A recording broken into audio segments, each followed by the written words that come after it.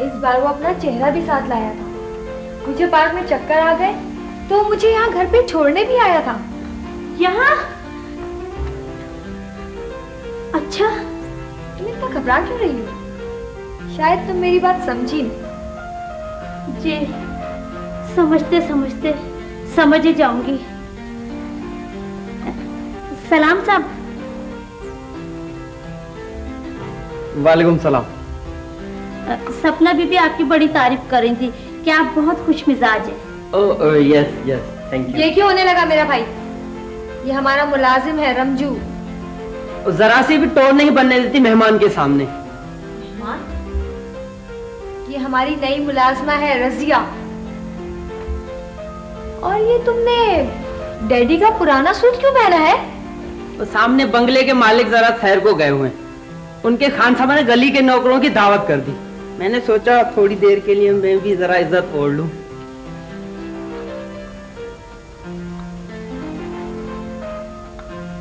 बड़े साहब को मत बताइएगा मैंने उनका सूट पहना। ठीक है जाओ।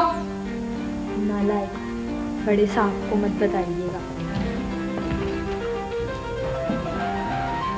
लो भैया भी आ गए। हेलो सपना। हेलो। ये कौन है?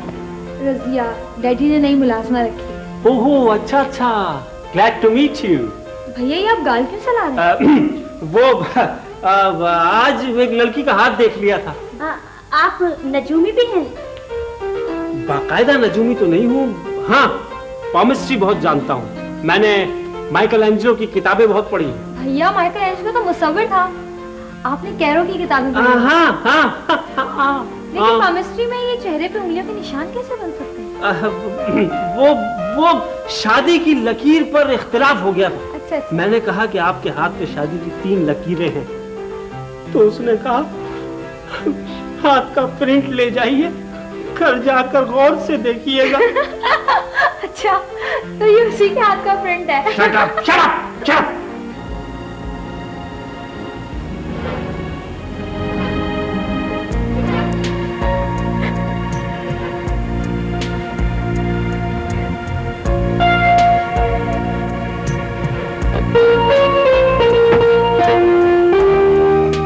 वाले आते पकने परोठे, तिछड़े आती अग न बले, तिछड़े आती अग न बले।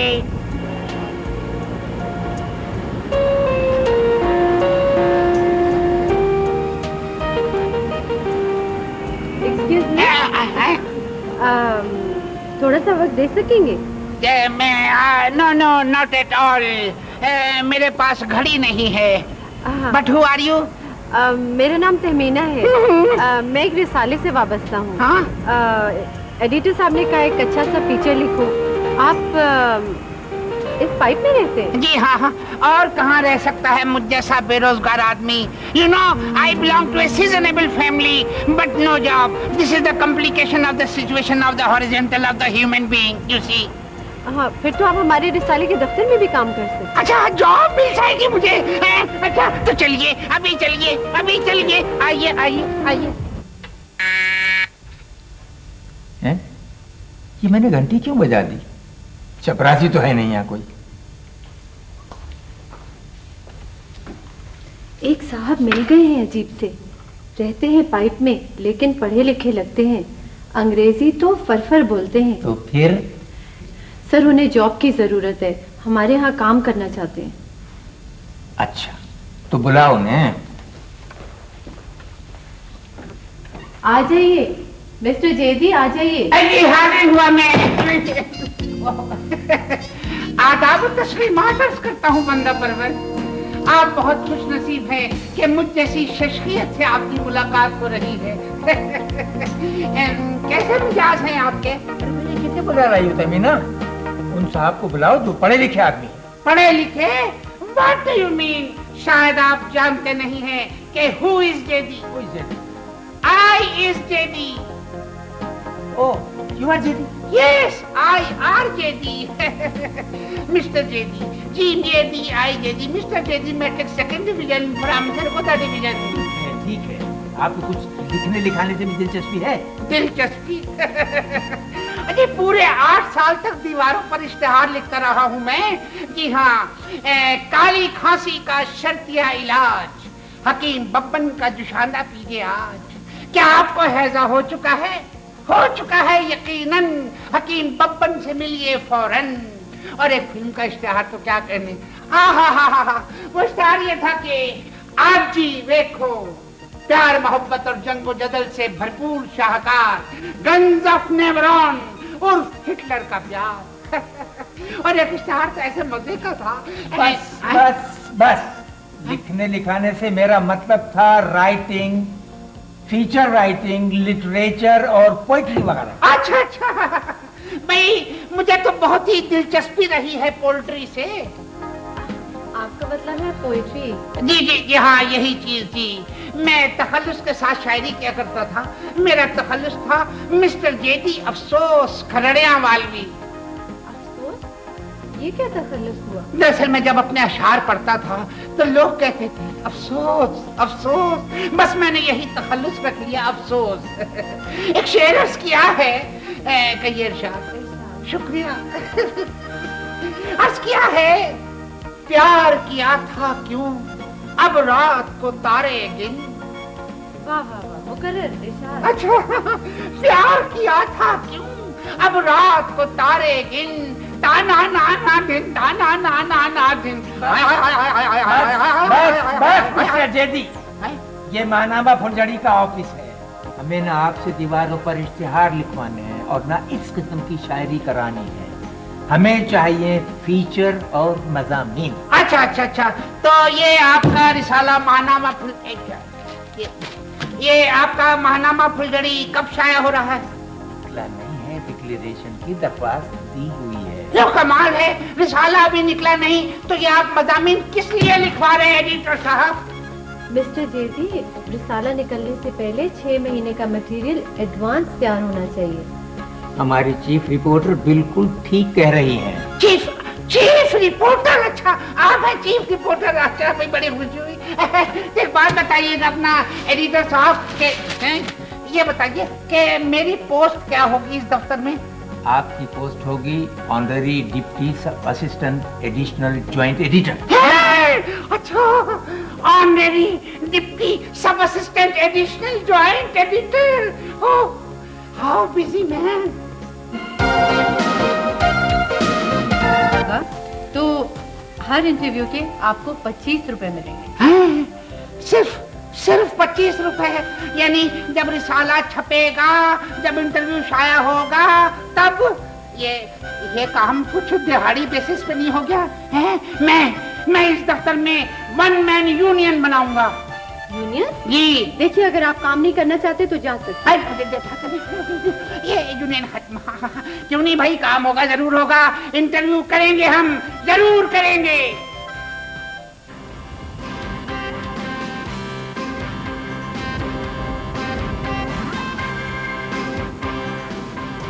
जरा बाहर आइए मोहतरम।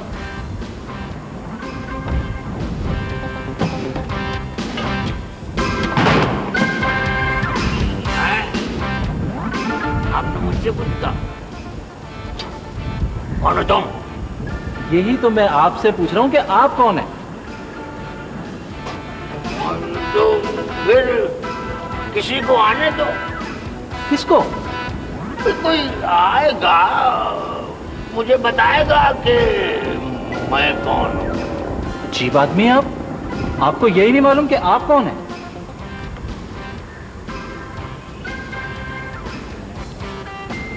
मैं सिर्फ इतना जानता हूँ कि कोई मेरा पीछा कर रहा है, कोई मेरा दुश्मन जो मुझे मार देना चाहता है।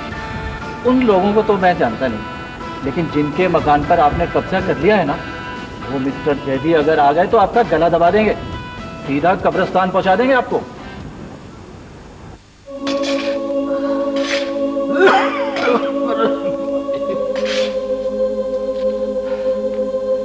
कमाल है, रिसाले वाले ने कहा था कि मैंने आना है, उसने पर्चा भेज के टाइम लिया था। हेलो हेलो हेलो मिस्टर गोरकन, सॉरी मैं जरा लेट हो गया। वो भाई जी बड़ा इंतजार कराया आपने। उधर एक मुर्गा जो है वो चांस पे रखा हुआ है। कि मुर्दा चांस पे?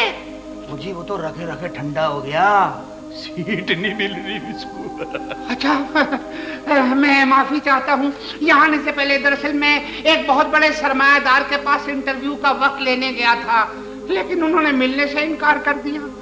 तो सरमायादारों के पास जाने की क्या जरूरत है आपको, यहीं रहें। आखिर एक दिन सबने यहीं तो आना है। ये आपने बिल्कुल सही कहा। अच्छा ये बताइए कि आपका नाम क्या है? हमारा नाम चिरागदीन गोरखन। चिरागदीन गोरखन। भाई बड़ी खुशी हुई आपसे मिलकर। क्या कह रहे हैं आप? क्या हो गया? आप पहले जिंदा आदमी हैं जिसको गोरखन के साथ मिलकर खुशी हुई। अच्छा आपसे मिस्टर मिस्टर चिरागदीन एक सवाल है कि आप लोग कब्र अंदाजन कितनी गहरी खोदते हैं? यही कोई 1 फुट। सिर्फ 1 फुट? जी ज्यादा खोदते हैं तो नीचे वाले मुर्दे को एतराज होवे। क्या नीचे भी मुर्दा होता है? जी मुर्दे के नीचे भी हाँ मुर्दा होए। अच्छा मुर्दे के नीचे भी मुर्दा होता है। हाँ तो अंदाजन एक कब्र में कितने मुर्दे होते हैं? बस आप यूँ समझ लें कि आपके साइज के 5 होंगे। मेरे साइज के? अच्छा तो जनाब आपको पता है आजकल कई मंजिला कब्रें बन रही हैं, फ्लैटों की तरह फ्लैट। अच्छा यानी आप पुरानी कब्रों को रिकंडीशन करते हैं, लेकिन ये कोई अच्छी बात तो नहीं है कि एक ही कब्र में कई तो जनाब वो मजबूरी है हमारी। हाँ जी हम देख नहीं रहे कि कितना रश है यहाँ पे। रश है तो क्यों है यहाँ इतना रश? खाने पीने की चीजों में मिलावट, नकली दवाएं, पर गरीब लोग तो बड़े डॉक्टर के पास पहुंच नहीं पाते। समझ रहे मेरी बात को? जी। और वो जो अपनी बजट है ना उसमें सेहत के सिलसिले में क्या रकम रखी जाती है थारे को पता है? जी। और सड़क पे लोग एक्सीडेंट में मर जाते हैं, सारा पता है थारे को, पर हमारे से पूछना चाहते होता। नहीं आपने सही कहा। अच्छा आप ये बताइए कि कब्रिस्तानों की हालत इतनी खराब क्यों है? हाँ जिंदाबादियों की हालत तो जैसे बहुत अच्छी है ना। नहीं मेरा मतलब ये था कि आप लोग इतनी कमजोर कब्रें क्यों बनाते हैं कि एक बारिश में बैठ जाती है? जनाब आप ये बताएं कभी आपने सुना कि हमने बजरी या वो सीमेंट को इस्तेमाल की कब्र में? नहीं। कोल तार? नहीं। हाँ जी। और कभी टेंडर को सुना अपने कब्र का हमारे नाम पे निकला? नहीं। हाँ जी। ये जो बड़े बड़े करोड़पति है ना ये बड़े बड़े टेंडर पास करा के सड़कें बनाते हैं, और एक बारिश हुई और सड़क हो गई खत्म। उनसे तो किसी को कोई तकलीफ नहीं है, सारे हमको कोसने पीटने देने आ जाते हैं। ये आपने बिल्कुल सही कहा।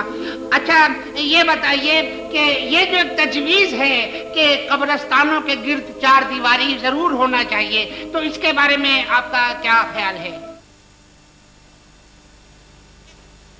ये जो तजवीज है कि कब्रिस्तानों के गिर्द 4 दीवारी जरूर होना चाहिए, तो इसके बारे में आपका क्या ख्याल है? ना जी ना, इसकी तो जरूरत ही नहीं है। जरूरत नहीं? क्यों? जी यहाँ से किसी की मजाल है जो बाहर निकलेगा। अच्छा किसी की मजाल नहीं। और कब्रिस्तान जो है वो वाहिद ऐसी जगह है कि जो अंदर वाला है वो तो बाहर नहीं जाएगा, ना वो जा सकता है, लेकिन जो ये बाहर वाला है ना वो भी अंदर नहीं आना चाहता। हाँ जी। अच्छा जी। अच्छा एक बात बताएं कि ये कब्रिस्तानों में इतना अंधेरा क्यों होता है? यानी कि खंबे तो होते हैं लेकिन उनके बल्ब नहीं जलते हैं। Load shedding? लोड शेडिंग यहाँ भी होती है? वो जी कहाँ नहीं होती, बहुत से लोगों को परेशानी है इसकी वजह से। अच्छा। हाँ जी अभी परसों एक साहब यहाँ अंधेरे में आए अपने बाप की कब्र पे फातिया पढ़ने के लिए, पड़ोसी की कब्र पे फूल रख के चल दिए। अच्छा मिस्टर चिरागदीन अब आपसे एक आखिरी सवाल है। आप लोगों के बारे में एक बहुत शिकायत आम है कि गोरकन कब्रों के पैसे बहुत ज्यादा लेते हैं। क्या बात कर रहे हैं जी आप? आप हमारे को आजमा के देखें, हम तो बहुत ज्यादा रियायत करते हैं, एक चांस तो दें आप हमको। क्या है? कमाल कर रहे हैं, सुने मेरी बात, आप 2 बड़ी कब्रें खुदवाएं तो एक छोटी कब्र फ्री। छोटी कब्र बड़ी कब्र, यार ये क्या बात कर रहे हैं आप? यानी कि मुझे आप कब्रों में यानी कि कमाल है, आपको तरीका ये बैठे रहने से किराए का मकान मिलने से तो रहा। सुहेल, मैंने तुम्हें कहा था ना कि किसी प्रॉपर्टी डीलर से राब्ता करो। वो अनवर का एक दोस्त है अब्दुल बाकी, उसने स्टेट एजेंसी का काम शुरू किया लेकिन उसका काम ही ठप हो गया। वो एक ही प्रॉपर्टी डीलर है पूरे शहर में। ये कौन जाहिल है, इसको दरवाजे पे कॉल बेल नजर नहीं आ रही क्या? ये दूध वाला जो है ना, हमेशा दरवाजा ही खटखटाता है। आ जाओ भाई। आप कौन है? आप में से चेचक की मरीजा कौन है? मैं तो नहीं है मरीजा। देखिए जनाब, अगर आप हॉस्पिटल वालों की तरफ से आए हैं तो आपकी इत्तला के लिए अर्ज है कि वो आंटी जिनको चेचक निकली थी वो यहाँ से जा चुकी है। हाँ, और अब ये घर बिल्कुल साफ है। हमने एक एक जरासीम पकड़ के उसका गला दबा दिया। Now it is neat and clean. Yes. चलो, शुक्र है। अब जरासीम से हिफाजत करने की तो मुझे कोई जरूरत नहीं है। आप कौन से जरासीम है? माशाल्लाह। मैं हैबत हूँ और ये मकान खाली करवाने आया हूँ।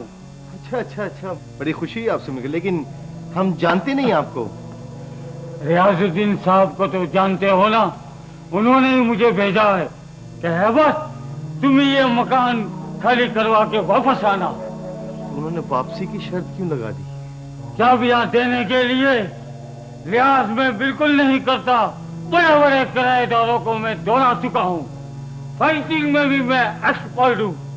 माशाल्लाह माशाल्लाह। वैसे आपकी जान शान भी ठीक ठाक ही है। एक्सरसाइज भी मैं करता हूँ।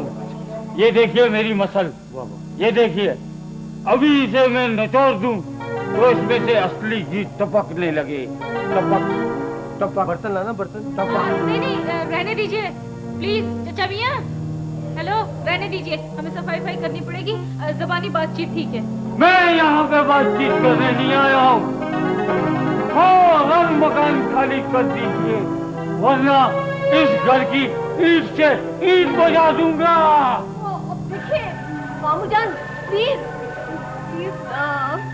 15 दिन का नोटिस दिया था और नोटिस की मुद्दत खत्म हो गई। बात सुनो, नहीं मालूम मेरे नोटिस की मुद्दत खत्म हो गई है। इससे पहले कि तुम्हारी जिंदगी की डेट एक्सपायर हो जाए, चलो इधर से। तुम मुझे धमकी दे रहे हो? अरे धमकी की क्या बात करते हैं आप? भाईजान अगर जोर से खांसे ना तो दम निकल जाए आपका। लेकिन ये नहीं खांसी। सुहेल, आप बाजार जाए ना तो वो छुरी तेज करवा के ले आइएगा। तो सब्जी कैसे काटेंगे आप लोग? कुल्हाड़ी से। ओहो, कुल्हाड़ी की क्या जरूरत है रूबी? रखे जो है 3 खंजर। तो क्या खंजर से आप लोग सब्जी काटते हैं? अब क्या करें, मजबूरी है। तलवार वेल्डिंग के लिए गई हुई है और वो बड़ी वाली आरी सबा ने कहीं छुपा दी है। ओहो, कैसे ना छुपाती रूबी? भाईजान का जब भी किसी से झगड़ा होता है फौरन आरी निकाल देते हैं। मैं जा रहा हूँ, मैं खुदा हाफिज। सुनिए, एक गिलास फिनाइल पीते जाइए ना। हाँ। अरे नहीं, मुझे जरूरी काम याद आ गया। बस भी नहीं मिलेगी मुझे। तो बस का खर्चा क्यों कर रहे हैं? हम आपको मैयत गाड़ी में भेजेंगे। अरे नहीं, मैं जा रहा हूँ। अरे बात सुने। अरे बात ही खत्म। बात सुने। बात सुने।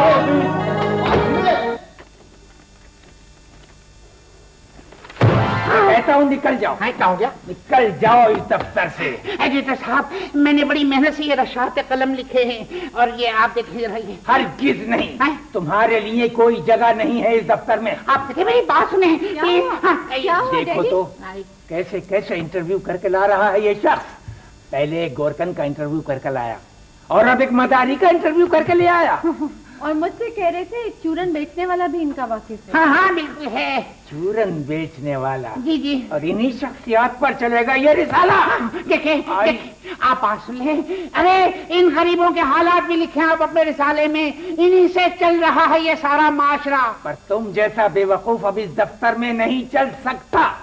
गेट आउट, आई से गेट आउट। देखिए मेरी बात सुने, मेरी बात सुने एडिटर साहब। आप जरा देखें तनख्वाह के बगैर मेरा क्या हाल हो गया है इस दफ्तर में। सुबह नाश्ते में 6 टिश्यू पेपर खाए हैं पानी के साथ। ये क्या हो रहा है? आई से गेट आउट। इतना रिश्ता? Get out. मेरी बात सुन, मेरी बात। अरे मेरी बात सुन। अरे मिलती रहिए। मेरी बात सुन। अरे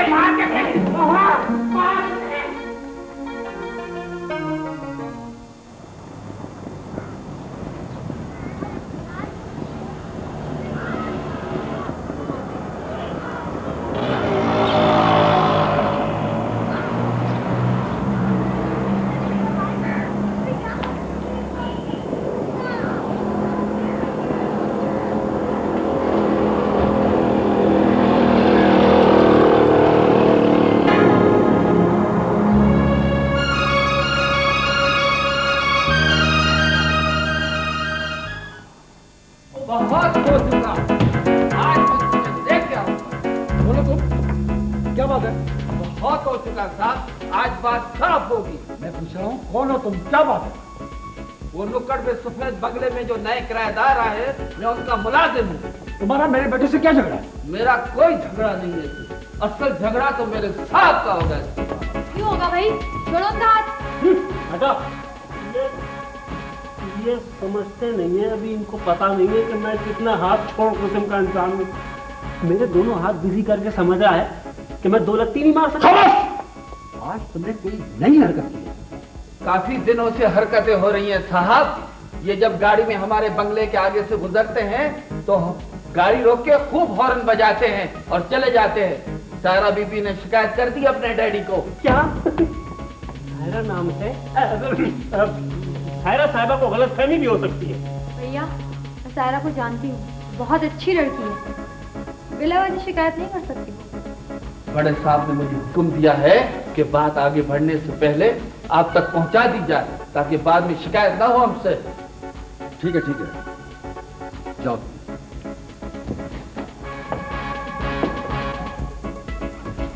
लकी बेटे, ये अचानक हॉर्न कैसे बजने लगता है? पीप पीप। बेटे, मैं उसकी वजह पूछ रहा हूँ मेरी जान। वो कभी कभी मैं मूड में होता हूँ ना, तो गाड़ी चलाते वक्त रक्स भी करता हूँ, तो कभी कभी गलती से हॉर्न पे हाथ पैर पड़ जाता। हो सकता है किसी दिन तुम्हें सही रक्स कराने के लिए तुम्हें मेरा एक हाथ पड़ जाए। सुना था तुमने?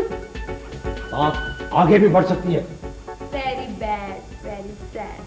देखा सबने बेटी, आज उनका मुलाजिम मेरे बेटे को पकड़ कर रहा है, यानी सेठ बालानी की बेटे को। कल उस साहब ने अगर मोहल्ले वालों से शिकायत की तो फिर मेरी क्या इज्जत रह जाएगी यहाँ? डैडी, वो बंगला है, कोई हॉस्पिटल नहीं है कि जहाँ हॉर्न बजाना मना हो। लेकिन भैया, वो बंगला आपका घर भी तो नहीं है ना, क्यों शोर करते हैं वहाँ पे आप? मेंढक बहुत है वहाँ। मेंढक, अगर चलती गाड़ी के सामने अचानक कोई मेंढक आ जाए तो क्या मैं 3-4 हॉर्न भी ना बजाऊं? मैं बहुत अच्छी तरह से जानता हूं तुम्हारी ट्रैफिक की मुश्किलात। अगर तुम्हारी फिर कोई शिकायत आई ना तो हॉस्टल में दाखिल करा दूंगा तुझे, समझे? टैक्सी में सो गई थी तुम, दिमाग ठिकाने नहीं था तुम्हारा। क्यों बार बार ताने दे रहे हो गई मुझसे भूल, अब मैं क्या करूं? हो गई भूल, अब बेटी की शादी भी भूल ही जाओ। जिंदगी भर पाई पाई जमा करके जरीना के लिए थोड़ा सा जेवर और चंद जोड़े कपड़ों के बनाए, तुमने बेटी का सारा जज तबाह कर दिया। क्या खबर, वो टैक्सी ड्राइवर सब चीजें लेकर ही आ जाए। अस्सलाम वालेकुम। वालेकुम अस्सलाम। अरे भाईजान, ये ब्रीफकेस किसका है? एक औरत बैठी थी टैक्सी के अंदर, जाते वक्त भूल गई। तो आपने उन्हें वापस कर दिया होता? तो मुझे पता ही कब था, वो तो मैं घर के पास से गुजर रहा था, मैंने सोचा चलो खाना खाता चलूं। जब गाड़ी रोकी तो ये नजर आया। अब उस औरत को भी ढूंढना पड़ेगा।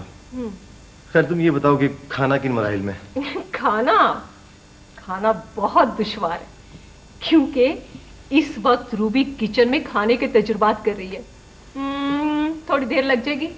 आप कहें तो मैं आपके लिए चाय ले आऊं? हाँ ठीक है। ठीक है, मैं अभी आई।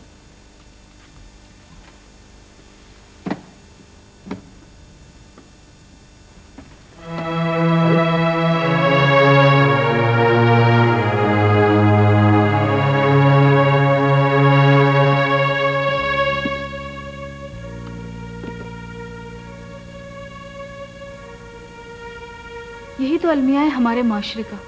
न जाने कितनी बहनें और बेटियां सोने के जेवर का इंतजार करते करते खुद उनके अपने बालों में चांदी के तार चमकने लगते हैं।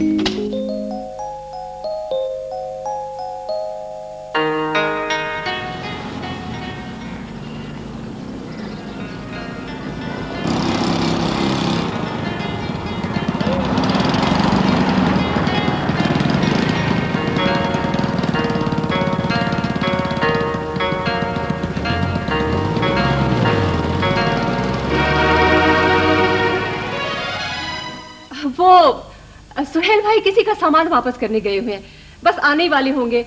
मैं आपके लिए चाय ले आऊं? नहीं नहीं भाई, कोई तकल्लुफ नहीं, अब मैं खाना ही खाऊंगा। हाँ? सबा, हाँ? देखना जरा, ये नमक है या सोडा है? ये अरे आप, मैं तो सोच भी नहीं सकता था आप यहाँ। जी कौन है आप? यानी कि एक्सक्यूज मी, आप तो मुझे ऐसे हैरानी से देख रही हैं जैसे मैं कोई आसमानी मखलूक हूँ। आपने मेरे कमर्शियल स्टूडियो में एड की शूटिंग की थी। कहाँ? क्यों? कहाँ? सबा, कौन है ये अजीब सा आदमी? ये संजुकी भाई है, सुहेल भाई के दोस्त, कमर्शियल फिल्में डायरेक्ट करते हैं। हाँ ठीक है, लेकिन ये मुझसे फ्री क्यों हो रहे हैं? मैं किसी अजनबी को इजाजत नहीं दे सकती कि वो अपने प्रॉपर इंट्रोडक्शन के बगैर मुझसे यूं मुखातिब हो। और आपने मुझ पर ये इल्जाम कैसे लगा दिया कि मैंने आपके कमर्शियल में काम किया है? ये क्या कह रही हैं आप? बिल्कुल वही शक्ल है। होनी भी चाहिए। इधर हट। जो शक्ल बरसों से है वो मैं आपकी खातिर क्यों चेंज कर दूं? कैसे इल्जाम लगाया आपने कि मैंने आपके एड में काम किया है? बोलिए। मैं अब क्या बोलूं? संजुकी भाई, ये मेरी सहेली 1 करोड़पति बाप की बेटी है, इन्हें भला किसी एड में काम करने की क्या जरूरत थी? बिल्कुल ठीक कहा तुमने, बिल्कुल ठीक कहा। क्या जरूरत है मुझे किसी एड में काम करने की? खामखा इल्जाम लगाए चले जा रहे हैं। मैं माफी चाहता हूँ, यानी कि एक्सक्यूज मी, लेकिन आप दुल्हन बनी हुई थी। दुल्हन? दुल्हन यानी कि दूसरा इल्जाम। आपका दिमाग खराब हो गया है। आप क्या कह रहे हैं? आपको मालूम है, एक गैर शादीशुदा लड़की को आप कह रहे हैं कि आप उसे दुल्हन बने हुए देख चुके हैं। ये कैसी बातें कर रहे हैं आप? कहीं किसी मिलते जुलते चेहरे की गलतफहमी तो नहीं हो रही संजुकी भाई आपको? हो सकती है, गलतफहमी भी हो सकती है। वैसे आप याद करें, प्लास्टिक के बर्तन 10,000, बिल्कुल वही चेहरा है। तो वाह, अजीब और गरीब इंसान है आप। कैसे कैसे खब्तुल हवास लोगों को तुम्हारे भाई ने अपना दोस्त बनाया हुआ है। हाँ, आने दो सुहेल को, देख लूंगी मैं।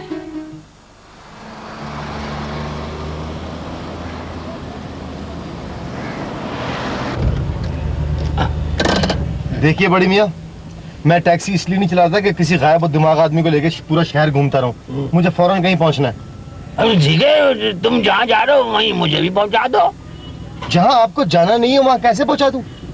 तुम कैसे टैक्सी ड्राइवर हो बेटे कि तुम्हें ये भी नहीं मालूम कि मुझे कहाँ जाना है? खुदा का वास्ता है आपको, आप जल्दी से याद कर लीजिए कि आपको जाना कहाँ है। लेकिन मैं पहले बेटे ये तो याद कर लूं कि मैं हूँ कौन।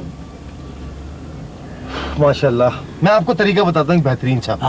आप नीचे उतरिए हैं और उतर के याद कीजिए। चलिए। अच्छा अच्छा, 90 रुपए दीजिए। 90 रुपए?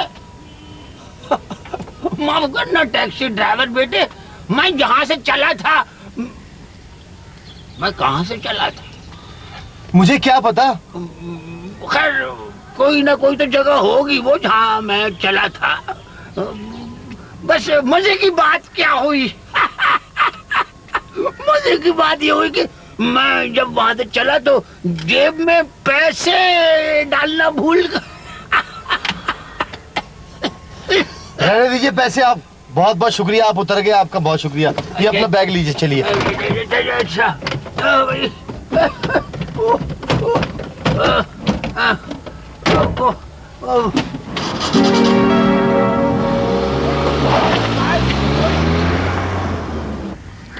मैं ये किससे पूछूं कि मुझे जाना कहाँ है?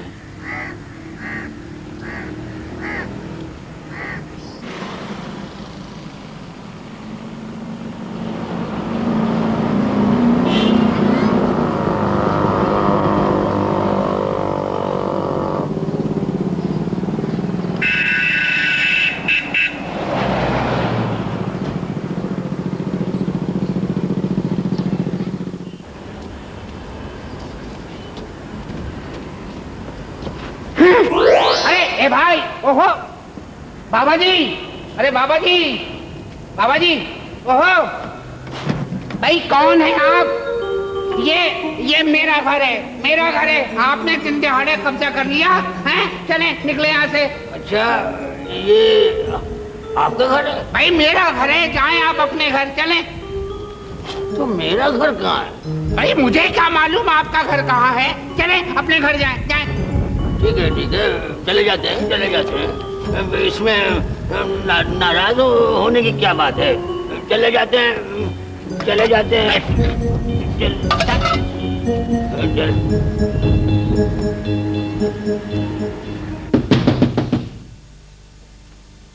देखना तो जरीना के अब्बा कौन है? आ रहा हूँ भाई, आ रहा हूँ।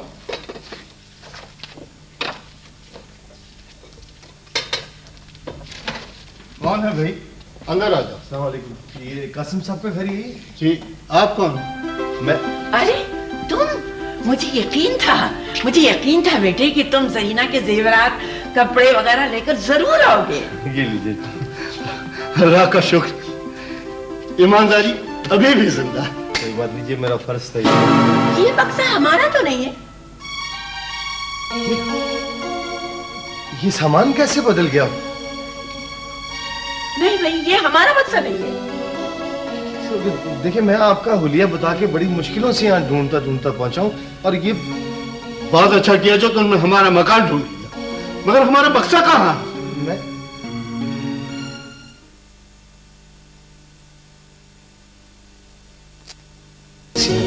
ऐसी बक्सा था उनके पास,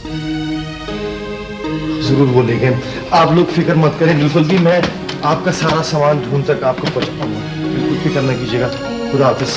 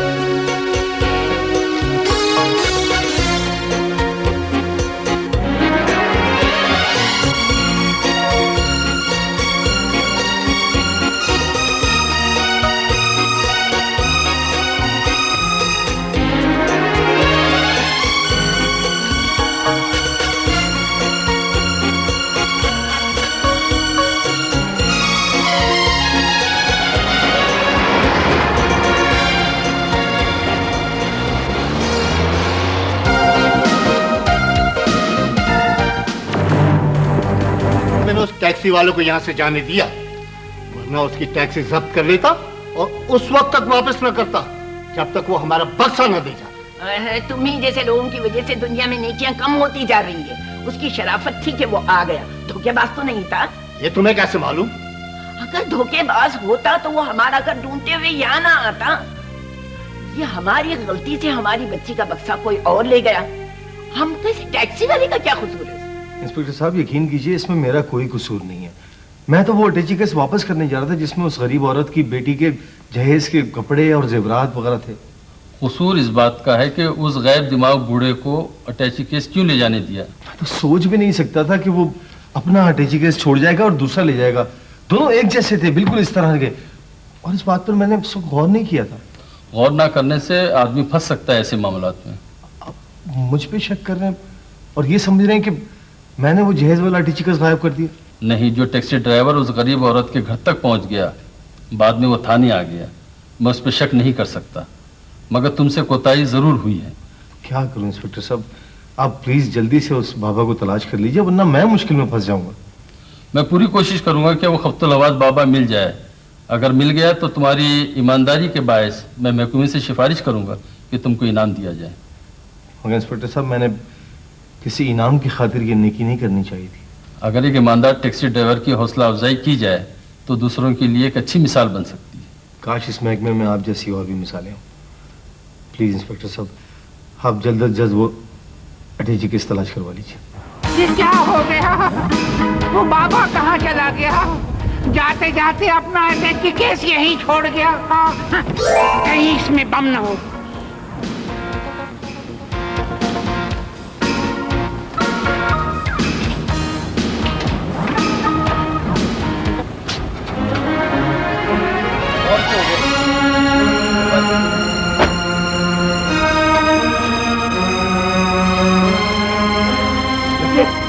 तुम